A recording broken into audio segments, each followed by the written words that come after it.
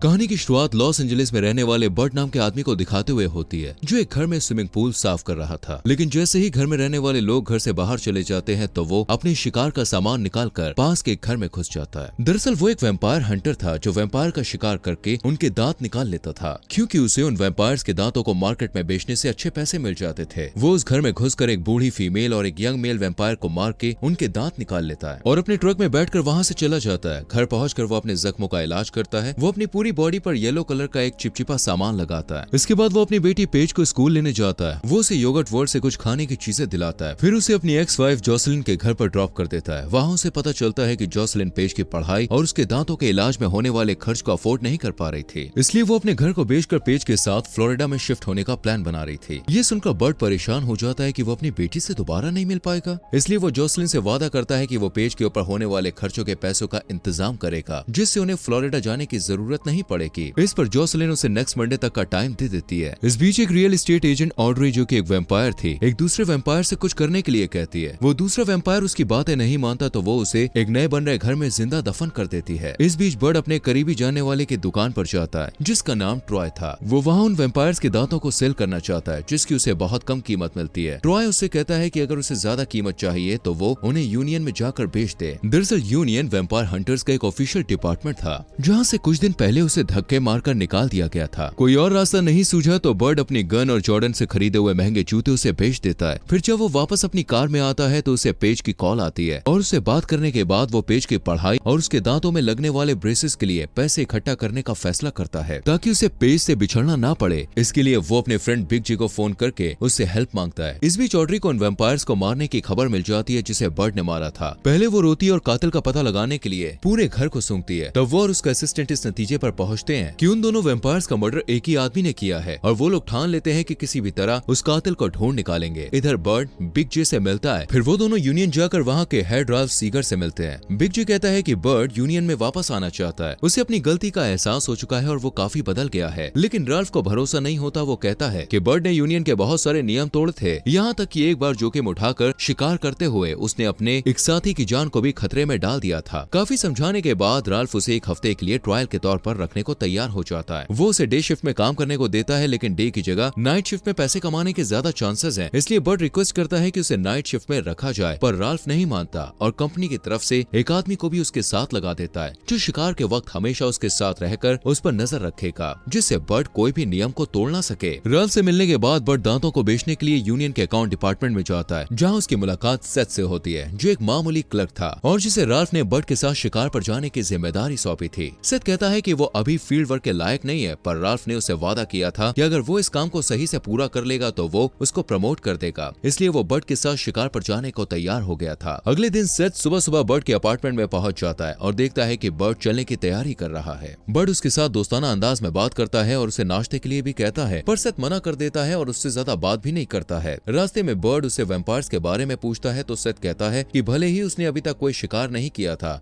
पर फिर भी उसे वैम्पायर्स के बारे में अच्छी नॉलेज थी। साथ ही यूनियन के नियम भी उसे अच्छे से याद थे। फिर वो किताबों से वैम्पायर्स के बारे में मिली सारी जानकारी बर्ड को देता है और बताता है कि 5 तरह के वैम्पायर्स होते हैं, जिनमें से एक का शिकार बर्ड आज करने वाला था। उन वैम्पायर्स को जुवेनाइल कहा जाता है क्योंकि वो बहुत ही छोटी उम्र में वैम्पायर बन चुके थे। ऐसे वैम्पायर्स के दांत दूसरे वैम्पायर्स के मुकाबले सस्ते होते हैं, लेकिन दोस्तों बर्ड को किसी भी तरह से पेज के लिए पैसे इकट्ठे करने थे, इसलिए वो हर तरह के वैम्पायर्स का शिकार करने को तैयार था। इस बीच ऑड्री ट्रॉय की दुकान पर पहुंच जाती है और वहाँ उसे बूढ़ी वैम्पायर के दांत मिल जाते हैं। वो ट्रॉय से पूछती है कि उसे वो दांत किसने बेचे थे, पर ट्रॉय बताने से इनकार कर देता है। तब वो कहती है कि किसी जमाने में इंसान वैम्पायर्स को गॉड की तरह पूछते थे और वो वैम्पायर्स को फिर से वही इज्जत दिलाना चाहती थी, इसलिए वो एक रियल एस्टेट एजेंट के रूप में काम करती है, ताकि लॉस एंजलिस के पास उस पूरे एरिया में वैम्पायर्स को बसा सके। वो एक बार फिर से ट्रॉय से पूछती है, पर वो कुछ भी नहीं बताता, तो बेरहमी से वो उसे मार डालती है। उधर बर्ड और सेथ एक बेकार पड़ी हुई बोलिंग करने की जगह पे पहुंचते हैं, जो कि छोटे वैम्पायर्स के लिए छुपने की परफेक्ट जगह थी। वहाँ पहुंचकर बर्ड उसे कार में बैठने के लिए कहता है। इतने में सीगर का फोन आता है और वो सेथ से बर्ड के साथ चिपके रहने को कहता है, ताकि वो उस पर नजर रख सके। सेथ ने कभी वैम्पायर्स का शिकार होते हुए नहीं देखा था, इसलिए बोलिंग एली में घुसते हुए वो घबरा गया था, लेकिन बर्ड बहुत होशियारी से सारे वैम्पायर्स को मार गिराता है। ये सब देखकर सेथ का पेशाब निकल जाता है और उसकी पैंट गीली हो जाती है। बर्ड उसे समझाकर अपने घर ले आता है। फिर वो उसे येलो कलर की वही चीज देता है जिसे वो अपनी बॉडी पर लगाता था। इस चीज को लगाने से उनकी बॉडी से इंसानों की स्मेल गायब हो जाती है, जिससे वैम्पायर्स उन्हें ट्रैक नहीं कर पाते। बर्ड जब अपने ट्रैक पर वापस जाता आता है तो देखता है कि सेथ अपना नोटबुक वहीं भूल गया है। वो उसे पढ़ने लगता है। फिर वो जोसेलिन को मैसेज करता है कि उसने उन्हें देने के लिए आधे पैसों का इंतजाम कर लिया है और बाकी पैसों का इंतजाम भी जल्द ही कर लेगा। तब तक के लिए वो उसे थोड़ा सब्र रखने के लिए कहता है। घर पर उसकी मुलाकात एक नए किराएदार से होती है जिसका नाम हेदर था।